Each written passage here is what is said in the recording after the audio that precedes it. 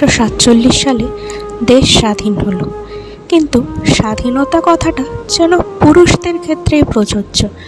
মেয়েরা, তাদের আবার কিসের স্বাধীনতা? আমরা মেয়েরা এখনো অনেক বন্ধনে আবদ্ধ।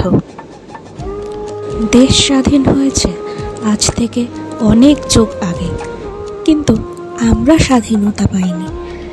রাতের সড়কে এখনো আমরা বিচরণ করতে পারি না, এখনো সহ্য করতে হয় লাঞ্ছনা, বঞ্চনা, অত্যাচার, অপমান। অত্যাচার, অবহেলা, লাঞ্ছনা, বঞ্চনা, নির্যাতন, এগুলো তো আমাদের প্রতিদিনের সঙ্গী। না, এর কোনো প্রতিবাদ নেই। যখনই আমরা আমাদের অধিকারের কথা বলতে যাই, তখনই আমাদেরকে ঠেলে ফেলে দেওয়া হয় আরও গভীর অন্ধকারে। সালটা 2025 হলেও আমরা আজ অপরাধী। সত্যি স্বাধীনতা তখনই আসবে যখন কোনো মেয়ের হাত বাঁধা থাকবে না, যখন তার চোখে ভয় থাকবে না এবং সে স্বাধীনভাবে চলাফেরা করতে পারবে।